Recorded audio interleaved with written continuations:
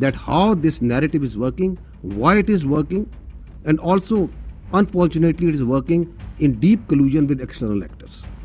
पाकिस्तान की राजनीति इन दिनों एक बार फिर से उथल पुथल में है और इस बार केंद्र में है पूर्व प्रधानमंत्री और फिलहाल जेल में बंद इमरान खान और देश की सबसे ताकतवर संस्था यानी पाकिस्तान की आर्मी।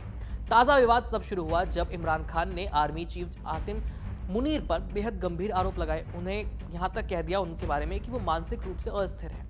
इसके बाद जो हुआ उसने पाकिस्तान की सियासत और सैन्य प्रतिष्ठान के रिश्तों को एक बार फिर से सुर्खियों में ला दिया। सेना ने भी इस बार चुप रहने के बजाय एकदम बेहद तीखा जवाब दिया। टीवी पर एक प्रेस कॉन्फ्रेंस में एक प्रेस ब्रीफिंग रखी गई और वहां पर पाकिस्तानी सेना के प्रवक्ता लेफ्टिनेंट जनरल अहमद शरीफ चौधरी ने बिना नाम लिए इमरान खान पर सीधा हमला बोला। उन्होंने इमरान को नार्सिसिस्ट व्यक्ति बताया, यानी ऐसा व्यक्ति जो हमेशा अपनी तारीफ करता रहता है अपने मुंह से। चौधरी का कहना था कि इमरान की सोच ऐसी है कि अगर मैं सत्ता में नहीं हूं तो कोई भी सिस्टम या व्यवस्था नहीं चलनी चाहिए। Mindset and A delusional person जो कि कैप्टिव है अपनी जात का, जिसके नज़दीक उसकी ज़ात और उसकी ख्वाहिशात रियासत पाकिस्तान से बढ़कर हैं। उसकी ज़ात, उसकी ख्वाहिशात और उसकी फ्रस्ट्रेशन इस हद तक बढ़ चुकी है कि वो समझता है कि मैं नहीं तो कुछ भी नहीं। And why it may seem to you a bit strange coming from me this, because that person and the narrative that he is pushing, it has become a national security threat. सेना ने आरोप लगाया कि Imran Khan jail में रहते हुए भी देश को अस्थिर करने की कोशिश कर रहे हैं। चौधरी के मुताबिक इमरान के परिवार से मुलाकातें और बाहर जाने वाली जानकारी का इस्तेमाल सेना के खिलाफ जहर फैलाने के लिए किया जा रहा है। और इसी के बाद चौधरी ने एक धमकी भरे लहजे में एक चेतावनी दी। उन्होंने कहा कि ये सब और सहन नहीं किया जाएगा और बर्दाश्त नहीं किया जाएगा।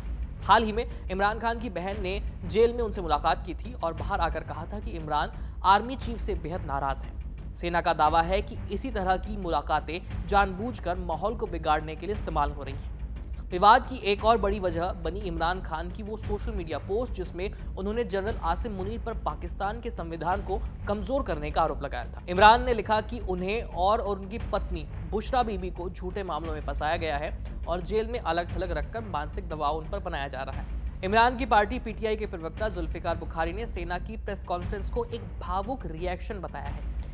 उनका आरोप है कि सेना इमरान को डराने की कोशिश कर रही है और ये प्रेस कॉन्फ्रेंस इमरान के खिलाफ और कार्रवाई का संकेत हो सकती है। बुखारी का ये भी कहना है, ये भी दावा है कि सेना के दबाव में इमरान से मुलाकातों पर अब पाबंदी फिर से लगा दी गई। 73 साल के इमरान खान भ्रष्टाचार के एक मामले में 2023 से जेल में बंद हैं और उन पर कई और केस भी दर्ज हो गए हैं। इस दौरान सेना का दावा है कि इमरान खान और उनकी पार्टी पाकिस्तान में अस्थिरता पैदा करने की कोशिश कर रही है और इसके लिए वो बाहरी ताकतों से मिलकर राजनीतिक माहौल बिगाड़ना चाहती है। हालांकि सेना ये भी स्पष्ट कर रही है कि पीटीआई पर प्रतिबंध लगाने का फैसला सेना का नहीं बल्कि शहबाज सरकार का है। ये पूरा विवाद ऐसे समय में सामने आया जब पाकिस्तान सरकार ने सेना प्रमुख जनरल आसिम मुनीर को एक नई बनाई गई एक नई नवेली पोस्ट सौंपी है जो कि है चीफ ऑफ डिफेंस फोर्सेस यानी CDF। इस पर इनको नियुक्त किया गया है। ये एक ऐसा पद है जहां तीनों सेनाओं के बीच बेहतर समन्वय और रणनीतिक निर्णयों को सुचारू रूप से बनाकर रखा जाता है। लेकिन एक्सपर्ट्स का कहना है कि इस नई नियुक्ति के बाद सेना और इमरान के बीच पहले से जारी तनाव और ज़्यादा बढ़ गया है। आने वाले दिनों में पाकिस्तान की राजनीति किस दिशा में जाती है ये कहना मुश्किल है, लेकिन इतना साफ है कि इमरान बनाम आर्मी की जो लड़ाई है वो अभी ख़त्म नहीं होने वाली और ये टकराव पाकिस्तान की लोकतांत्रिक और सैन्य संरचना पर बड़ा असर डाल सकता है।